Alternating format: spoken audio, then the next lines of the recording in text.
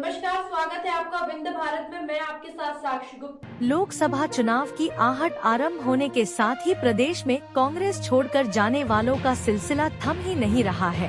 कांग्रेस के केंद्रीय नेतृत्व का पार्टी की अंदरूनी हालातों पर ध्यान ही नहीं है। पार्टी कार्यकर्ताओं में असंतोष व्याप्त है। लोकसभा चुनाव की आहट आरंभ होने के साथ ही प्रदेश में कांग्रेस छोड़कर जाने वालों का सिलसिला थम ही नहीं रहा है। कांग्रेस के केंद्रीय नेतृत्व का पार्टी की अंदरूनी हालातों पर ध्यान ही नहीं है। पार्टी कार्यकर्ताओं में असंतोष व्याप्त है। मार्च 2020 में कांग्रेस के 22 विधायकों ने एक साथ पार्टी को छोड़ कमलनाथ सरकार को संकट में डाल दिया था। कमलनाथ को अल्पमत में आने के कारण पद छोड़ना पड़ा था। पार्टी ने कभी इस बात पर मंथन नहीं किया कि आखिर क्या वजह है कि पार्टी के पुराने और कद्दावर नेता पार्टी छोड़ रहे हैं।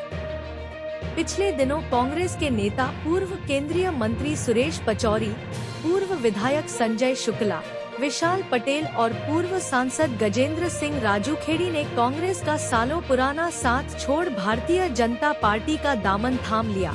भाजपा में शामिल होने के साथ ही उन्होंने कई कारण बताए जिस वजह से वे कांग्रेस छोड़ रहे थे। अभी खबरें ये भी आ रही है कि प्रदेश भाजपा के वरिष्ठ नेता कैलाश जोशी के पुत्र दीपक जोशी, जो नाराजगी के चलते कांग्रेस में चले गए थे, उनका भी मोह भंग हो रहा है और वे पुनः घर वापसी के साथ भाजपा में आने के लिए तैयार हैं। पिछले दिनों पूर्व मुख्यमंत्री और कांग्रेस के वरिष्ठ नेता कमलनाथ और उनके बेटे के भाजपा में जाने की खबरें लगातार चलती रहीं। कहावतें कभी गलत नहीं होती है, यह एक सार्वभौमिक सत्य है। पक्षी फलदार पेड़ों पर ही बैठते हैं। इस कहावत के कई अर्थ निकाले जा सकते हैं। कांग्रेस अब एक ऐसा संगठन हो गया है जिसकी तुलना सूखे पेड़ जैसी हो गई है। न सत्ता, न प्रभावशाली नेतृत्व और पार्टी का लगातार घटता जनाधार और आपसी गुटबाजी लगातार स्थानीय नेताओं की अपेक्षा कांग्रेस के कमजोर होने के कारण हो रहे हैं। ऐसा प्रतीत होता है कि प्रदेश में कांग्रेस को लोकसभा चुनाव के लिए उम्मीदवारों का संकट खड़ा न हो जाए। देश की सबसे पुरानी राजनीतिक पार्टी कांग्रेस का प्रदेश में राजनीतिक प्रभाव 1952 से 1957 के चुनाव में जबरदस्त था, लेकिन उसकी नींव कमजोर होने का सिलसिला 1962 के आम चुनाव से हो गया था।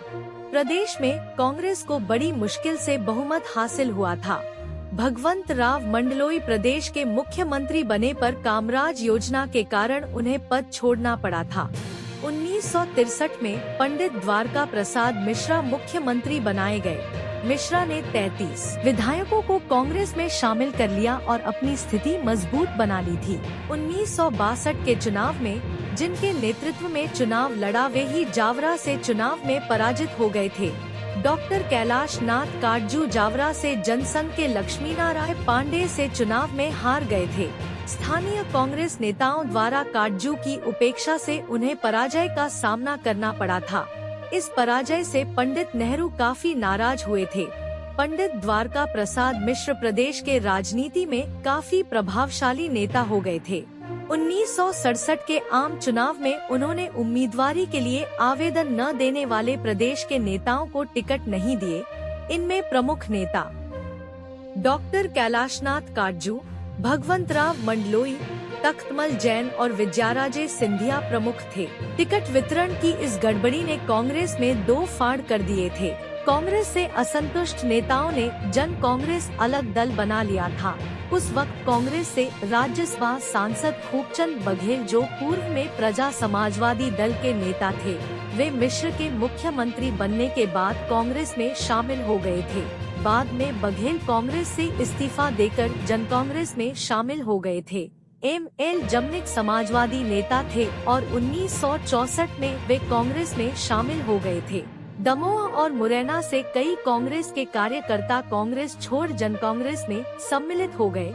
उन्होंने कांग्रेस ने नेतृत्व पर आरोप लगाया था कि उन्हें परेशान किया जा रहा है। प्रदेश में पहली गैर कांग्रेसी समवित सरकार कांग्रेस के प्रति असंतोष की वजह थी। 1967 में पंडित मिश्र की सरकार को अल्पमत होने के संकट से बचाने के लिए जुलाई 1967 में 8 विधायकों को कांग्रेस में शामिल करने की अनुमति अखिल भारतीय कांग्रेस समिति ने दी थी। इस तरह आज यदि प्रदेश में दलबदल हो रहा है और कांग्रेस छोड़कर वरिष्ठ नेता भाजपा में सम्मिलित हो रहे हैं, तो यह कोई नई बात नहीं है। प्रदेश के राजनीतिक इतिहास में सत्ता को बचाने के लिए दलबदल और गुटबाजी का श्रीगणेश 1962 से आरंभ हो गया था। अपने साथियों और कद्दावर नेताओं की उपेक्षा कांग्रेस ने 60 साल पहले से आरंभ कर दी थी। दलबदल और पाला बदलने का खेल जो कांग्रेस ने आरंभ किया वह ही उसे अब भारी पड़ रहा है। सत्ता और पद के प्रति आकर्षण होना एक सामान्य सिद्धांत है। चुनाव के करीब आते आते और भी कई राजनेता कांग्रेस का साथ छोड़ भाजपा में शामिल हो सकते